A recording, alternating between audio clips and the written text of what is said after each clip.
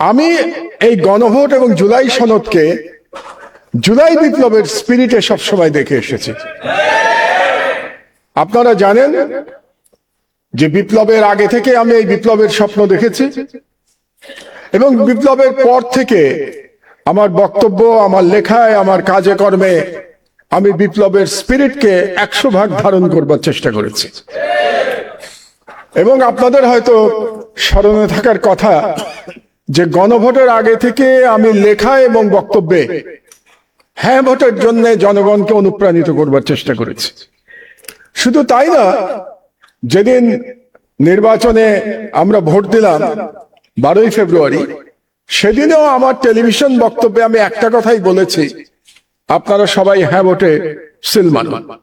এবং এই আবেদন আমার ছিল জনগণের প্রতি, কারণ জুলাই বিপ্লবকে যদি আমরা অস্বীকার করি তাহলেই আমরা গণভোটকে অস্বীকার করব। এটা আমাদের মনে রাখতে হবে।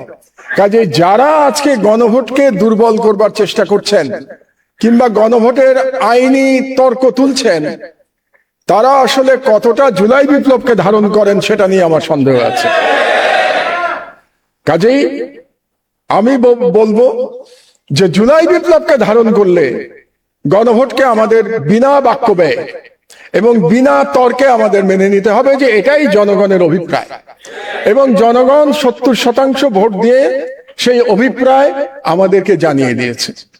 এবং যারা বিপ্লব করেছে আমাদের তরুণেরা, অনেকের ছবি আছে এখানে, অনেকের নাম আছে, মুগ্ধর ছবি দেখছি, আবু সাইদের নাম দেখছি, যারা শহীদ হয়েছে, জীবন দিয়ে গেছে, জীবন দিয়ে বিপ্লব করেছে, তাদের কিন্তু একটা দাবি ছিল যে রাষ্ট্র মেরামত করতে হবে, এটা যেন আমরা ভুলে না যাই।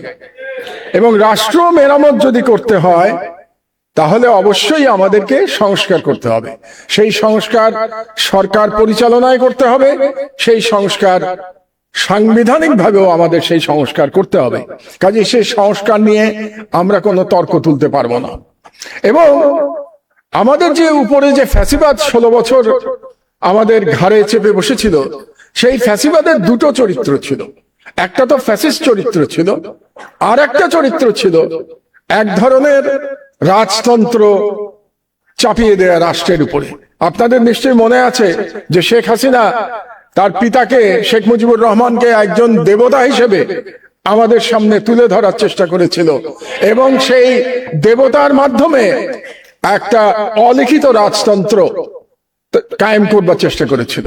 এবং তার বিরুদ্ধেই আমাদের নাহিদরা, সার্জিসরা বিপ্লব করেছিল। তাদের একটা স্লোগানের কথা আমরা যেন ভুলে না যাই। একটা গুরুত্বপূর্ণ স্লোগান ছিল সেই সময়, একটা স্লোগানের কথা আমরা আজকে শুনেছি, গোলামি না আজাদি, আজাদি আজাদি। আর একটা গুরুত্বপূর্ণ স্লোগান ছিল, দেশটা কারো বাপের না। তো দেশটা কারো বাপের না বলার অর্থই হচ্ছে যে এই দেশের মালিক জনগণ, এবং জনগণের ইচ্ছাতেই এই দেশ পরিচালিত হবে। এবং জনগণের ইচ্ছাতে যদি দেশ পরিচালিত হতে হয় তাহলে অবশ্যই গণভোটের রায় আমাদের সকলকে মেনে নিতে হবে। আজকে এখানে দুজন গুরুত্বপূর্ণ ব্যক্তি উপস্থিত আছেন, সংসদের গুরুত্বপূর্ণ ব্যক্তি, একজন সংসদের সম্মানিত বিরোধী দলীয় নেতা এবং আরেকজন সংসদের বিরোধী দলের চিফ হুইপ, দুজন আছেন এখানে উপস্থিত। তারা দুজনে কিন্তু বিপ্লবের ফসল। জুলাই বিপ্লব না হলে তারা কিন্তু দুইজন এই পদ পেতেন না। একইভাবে যিনি দেশের প্রধানমন্ত্রী, তিনিও জুলাই বিপ্লবের ফসল। তিনিও দেশের প্রধানমন্ত্রী হতে পারতেন না যদি জুলাই বিপ্লবে আমাদের তরুণরা এভাবে জীবন না দিত। কাজেই আমরা যারা এই জুলাই বিপ্লব নিয়ে প্রশ্ন তুলব, গণভোট নিয়ে প্রশ্ন তুলব, তারা আসলে আমাদের শহীদদের অবদানকে অস্বীকার করছি। এই ভুলটা যেন আমরা না করি। আমি বাংলাদেশের তরুণদের ব্যাপারে আশাবাদী।